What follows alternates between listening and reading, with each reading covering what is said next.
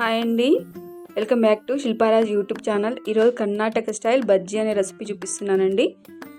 దాంట్లోకి మెంతికూర, పాలకూర, కొత్తిమీర, 1 kg మెంతికూర, 1 kg పాలకూర, తగినంత కొత్తిమీర వేసుకోవాలి. తర్వాత బీజలు ఉడకబెట్టుకోవాలి. వాటిని ఒలుచుకొని కందికాయ, శనగకాయ, అనపకాయ అండి. తర్వాత కుక్కర్లో వేసి 6 విజిల్స్ పెట్టుకోవాలి. తర్వాత చింతకాయలు, పచ్చిమిర్చి, తగినంత ఉప్పు, పసుపు, ఉప్పు కావాల్సినంత అంతే. మీకు ఎంత కావాల్సి అంత వేసుకోండి, మీ కారంకు తగ్గట్టుగా పచ్చిమిర్చి. తర్వాత ఎల్లిపాయలు, ఇది పోపుకి పెట్టుకుంటాను. తర్వాత ఇక్కడ చింతకాయలు ఉడుకుతున్నాయి. నేను పల్లీలు మర్చిపోయానండి, మీరు కావాల్సిన బీజల్లోనే వేసుకోండి. నేను సపరేట్ ఉడకబెట్టుకున్నాను, మర్చిపోయానని. ఇవి 3 విజిల్స్ పెట్టుకోవాలండి. ఇప్పటివరకు ఎవరు చేయలేరు ఇది యూట్యూబ్లో. నాకు తెలిసినంత వరకు నేనే పెడుతున్నానని అనుకుంటున్నా ఫస్ట్ టైం. మీకు నచ్చితే లైక్ చేయండి, షేర్ చేయండి, సబ్స్క్రైబ్ చేసుకోండి ఛానల్ని.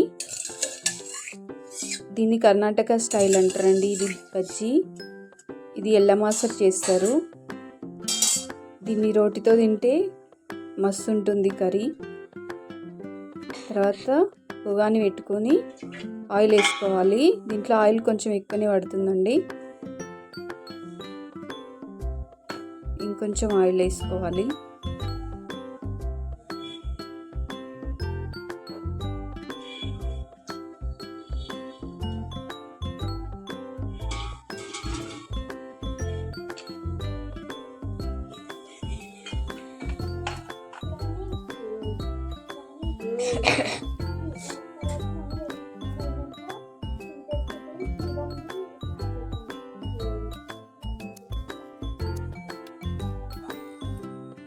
ఇది నైట్లో చేస్తున్నానండి నేను వంట.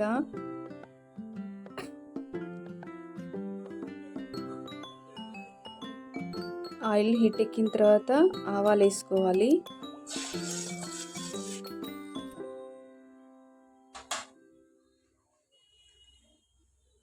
ఇది ఫస్ట్లో మా అత్తయ్య చేసేది, నాకు రాకపోయేది. తర్వాత మా అత్తయ్య దగ్గర చూసి నేర్చుకున్నాను నేను.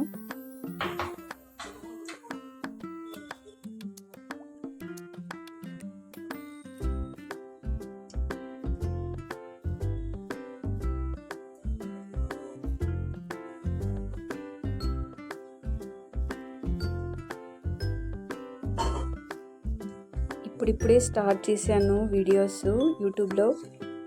కొంచెం అంత కరెక్ట్గా లేకపోయినా ముందు కరెక్ట్ చేసుకుంటాను నేను.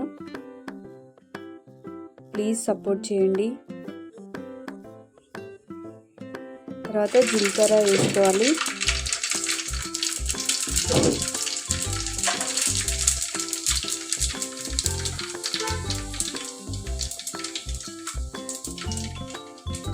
జీలకర్ర అయిన తర్వాత ఎల్లిగడ్డలు, పచ్చిమిర్చి, అల్లం ఎల్లిగడ్డ. ఎల్లిగడ్డలు, పచ్చిమిర్చి దాంట్లోనే వేసుకున్నా కాబట్టి కొంచెం గ్రీన్గా అనిపిస్తుంది. జీలకర్ర బ్రౌన్ కలర్ అయిన తర్వాత ఎల్లిగడ్డలు వేసుకోవాలండి.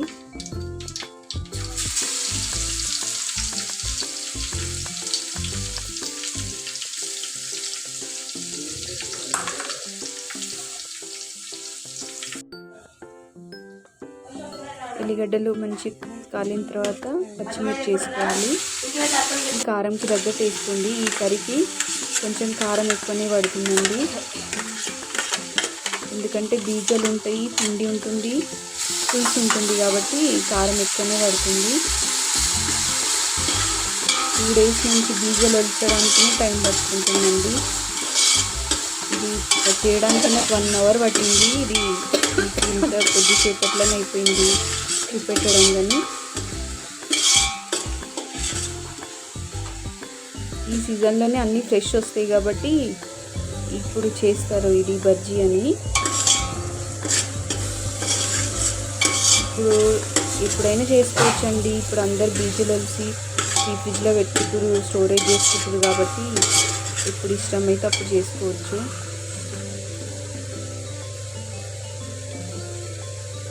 ఇది బయట పెడితే కూడా 3 days ఉంటుందండి కర్రీ.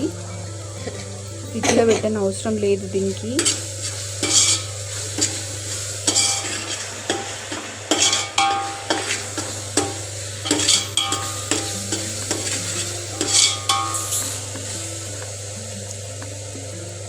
కూతురు ఇక్కడ.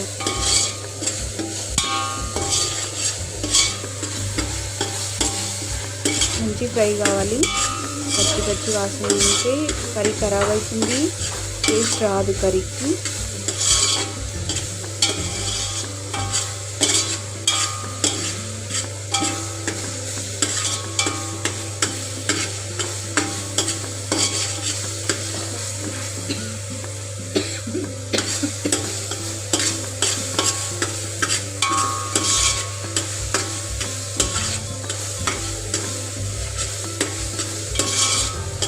తర్వాత అల్లం ఎల్లిగడ్డ వేసుకోవాలండి.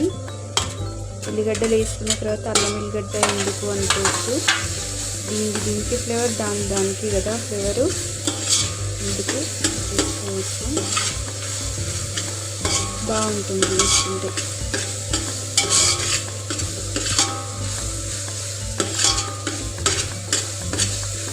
అన్నీ ఫ్రెష్ ఉండాలండి, అల్లం ఎల్లిగడ్డ కూడా ఫ్రెష్ ఉండాలి.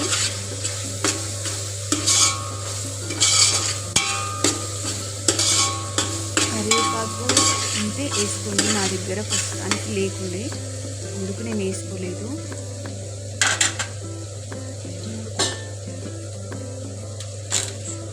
తర్వాత బఠానీ వేసుకోండి, మీకు ఇష్టం ఉంటే వేసుకోండి, లేదంటే లేదు. నేనైతే వేసుకుంటున్నాను.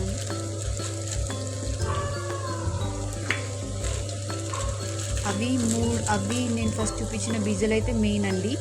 ఇది బఠానీ మీ ఇష్టం అండి, వేసుకుంటే వేసుకోండి, లేదంటే స్కిప్ చేసేయండి.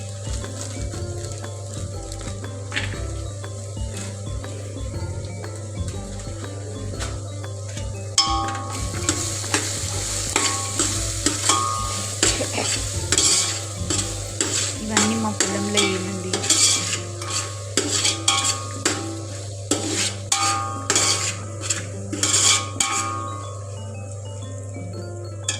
తర్వాత పసుపు వేసుకోండి. పసుపు కొంచెం మంచిగా పడుతుంది, ఎందుకంటే కర్రీ ఎక్కువ కదా, లేదంటే కలర్ రాదు కర్రీకి, మొత్తం వైట్ లాగా అయిపోతుంది.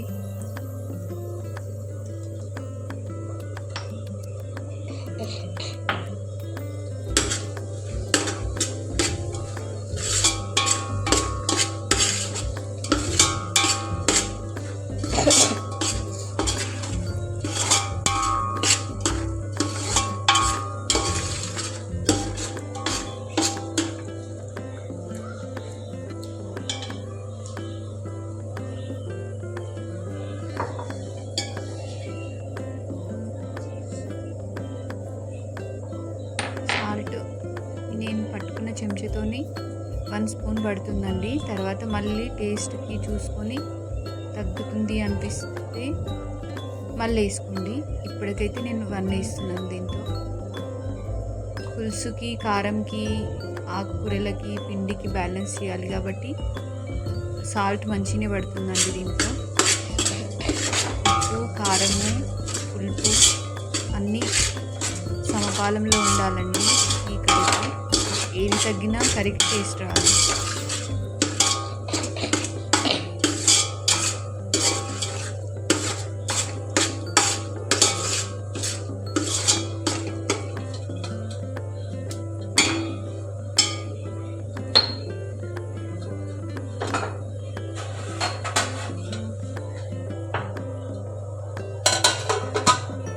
జామున్ చేసాను చూపిస్తుంది నాకు. ఇప్పుడు పాలకూర, మెంతికూర, కొత్తిమీర కడిగి నేను పెట్టుకున్నానండి. వాటర్ మొత్తం పోయేంత వరకు పెట్టుకున్నాను. వేస్తున్నాను. పాలకూర కొంచెం ఎక్కువ వేసుకున్నా పర్వాలేదు, కానీ మెంతికూర వేసుకోవద్దండి, చేదొస్తుంది.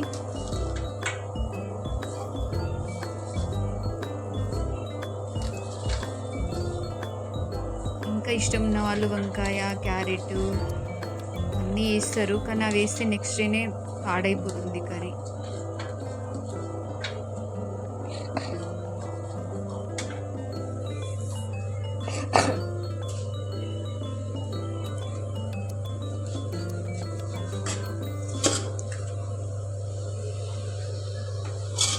మంచిగా కారం అంతా కలిసేలాగా మిక్స్ చేసుకోవాలి.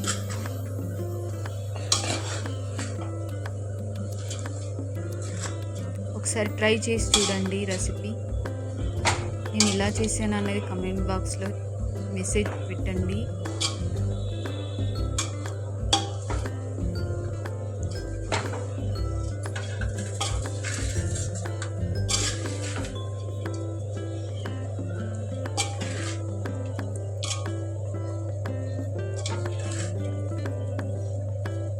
కొంచెం లెంతీ ప్రాసెసే, కానీ హెల్దీ ఫుడ్ అండి ఇది.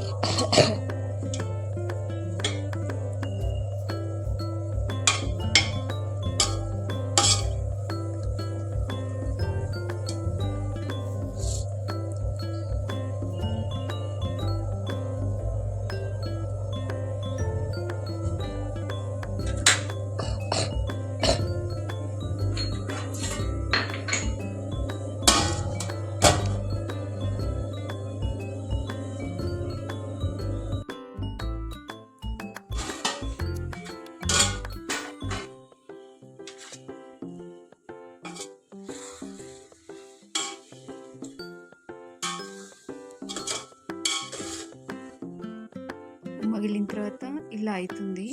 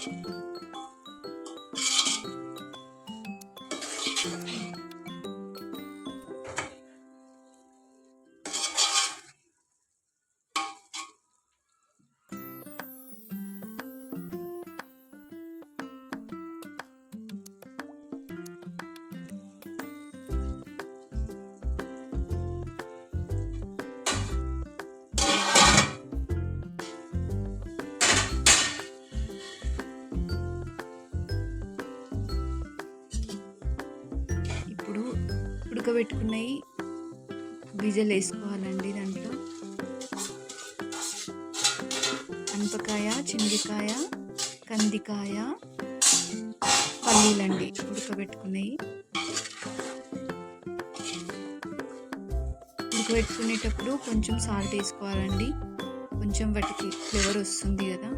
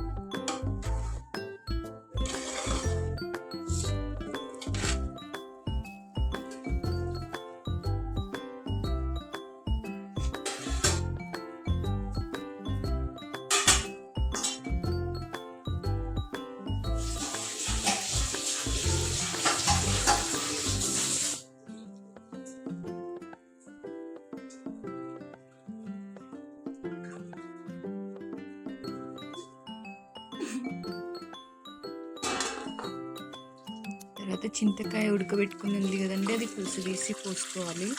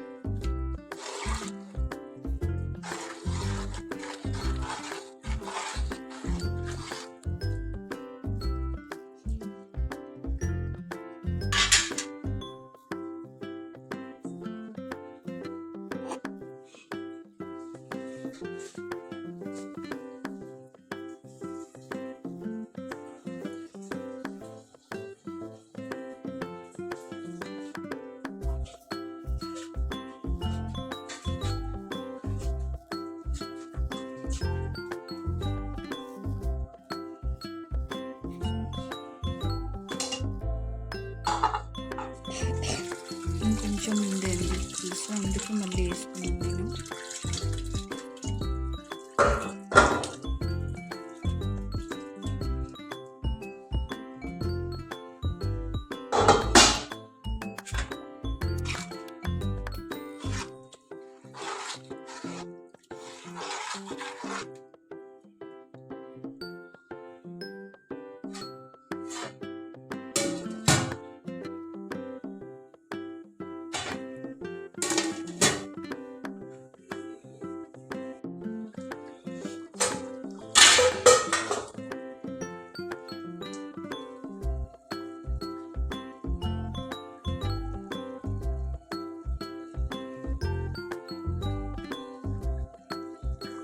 కొంచెం లెంతీగానే ఉంటుందండి వీడియో.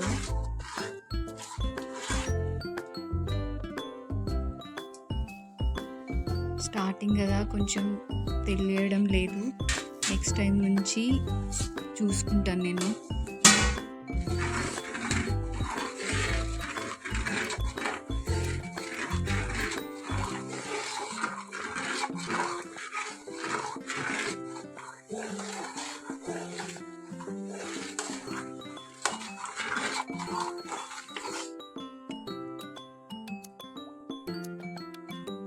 తర్వాత ఒక గ్లాసు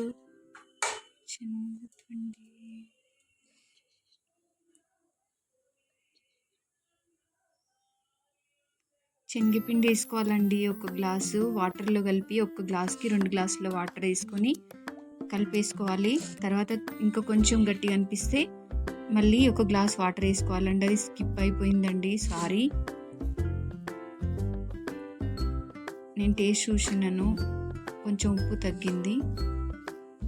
పులుసులో కొద్దిసేపు, శనగపిండిలో కొద్దిసేపు ఉడకబెట్టుకోవాలండి. ఇది సారీ మిస్టేక్ అయింది.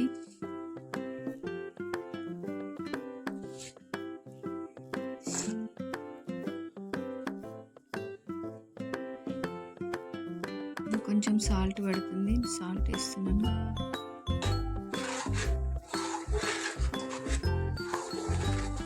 పక్కా ఒక గ్లాస్ అండి, ఒక గ్లాస్కి 2 గ్లాసెస్ వాటరు. విస్కర్తోని మంచిగా ఏముండలు లేకుండా వాటర్లో కలుపుకొని దాంట్లో పొయ్యాలి. చింతకాయ పులుసులో కొద్దిసేపు ఉడికిన తర్వాత మీకు గట్టిగా అనిపిస్తే ఇంకొక గ్లాస్ వాటర్ పోయాలి. అప్పుడు తర్వాత మొత్తం ఉడికిన తర్వాత ఇలా మొత్తం పైకి తెలుస్తుందండి ఆయిల్. అప్పుడు కర్రీ మనకి అయింది అన్నట్టు తెలుస్తుంది. కర్రీ ఎంత మంచిగా ఉడికితే అంత మంచిగా టేస్ట్ వస్తుందండి. శనగపిండి వేసిన తర్వాత కొంచెం కలుపుతూ ఉండాలి, అడుగంటుతుంది.